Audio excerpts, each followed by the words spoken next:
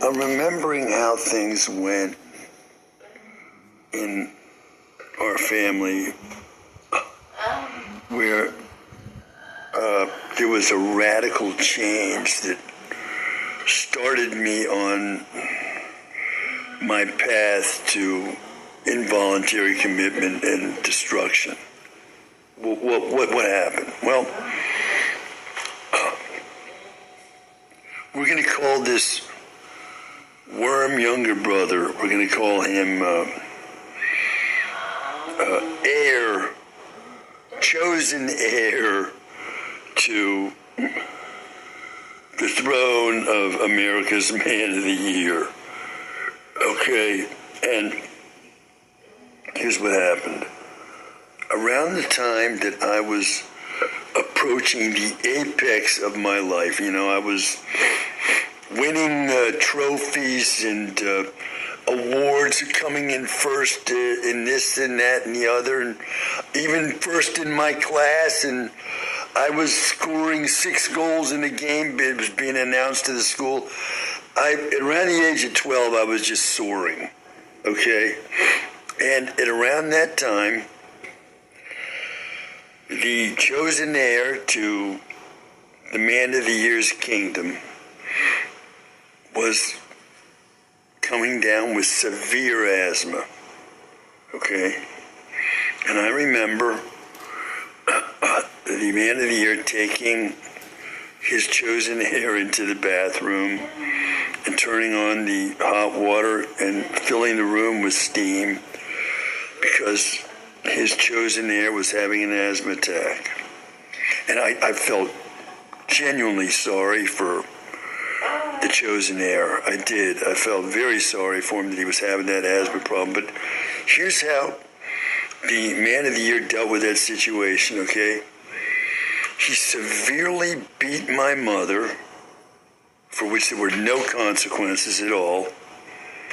And then he had the basement refinished, you say finished, and he's put me down there alone in a very bizarre way that I thought was suspect even back then. I said, why am I being down here alone in this basement like this where I have my own bathroom and I got my own room? I said, I don't get it, but okay, he did that. And what did he do? He created a sexual predator's playground down there, a soundproof ceiling all through the basement. No one had soundproof ceiling at that time. It was completely new, and we didn't make noise as kids. It wasn't a problem. And then it was all through the basement, soundproof ceiling, and well, he was coming down there and preying on me. He started to sexually prey on me, so the awards started to vanish. The number 1 in the class went away, and I started to sink. I didn't understand why. I was being sexually preyed upon. Okay, the last thing that happened there was I just moved into that basement room, and it was spring of my 8th grade year, so I was, I had turned 14, and I got over 100, I got 105 on the math final exam. And I remember I stayed up all night down in the refinished basement where I had moved down there. And that was the last big triumph I had in life, because it must have been not long, might have already started. The Man of the Year started to prey upon me, and I started to sink. I did not know this, of course. I had no idea this was happening to me, but guess what happened? As I sank from number 1, the Family Star, as I sank out of that, the chosen heir's asthma completely went away. Now, It's all these years later,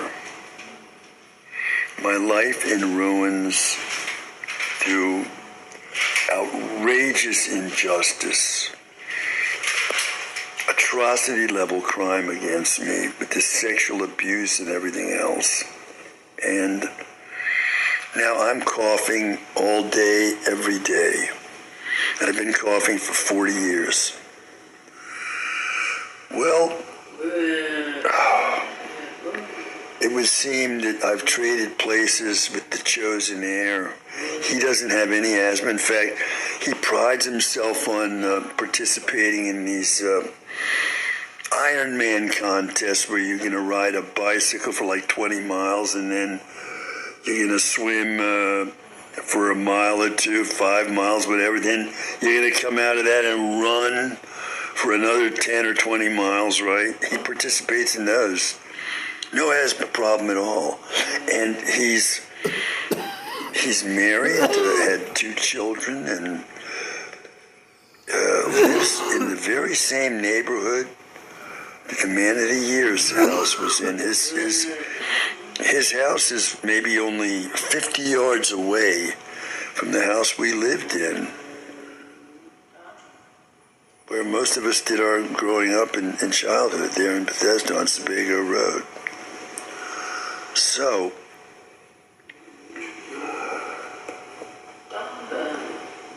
those are my thoughts about what happened, and I'm thinking to myself, it seems that I may be able to escape this horrific life that I was so cruelly thrown into by America's Man of the Year. And him doing that to me received the full support of the society that applauded all the way along and cheered him and jeered at me and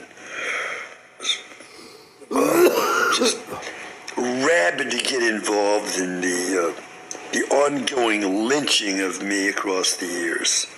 And everybody seemed to just love to get involved in that. And as I'm talking, I'm saying to myself, the reason that everybody has been so motivated to get in there and get a hand in the destruction of me is because they're seeing me as some kind of flim-flam man, some kind of diabolical character that I'm not, that I appear to them to be, because this is apparently the effect of my appearance on others from having been repeatedly male raped while asleep by my own father. So the truth of this not being understood by folks, what they're seeing, whatever it is, it's making me look horrible, and it's made me look like a horrible person ever since it started happening. So that is why everybody just loves to get involved in the ongoing lynch mob that's been chasing me around since I was 14 that started happening to me. Now, I've been coughing for 40 years. I've been being lynched and beaten and mocked and imprisoned, tortured, and the whole thing. And how is it going to turn around? Okay. Well, we see how it turned around way back when I was 12 years old. It's now 60 years later. How's it going to turn around? Well, I'm not going to beat a woman and start sexually preying on somebody to get this to turn around. I'm not going to do anything of the kind. So how is it going to turn around? It's going to turn around because Adonai has come to save me from this horrendous fate that's been mine. At the end here, he's come to turn things around for me. That's how it's going to turn around.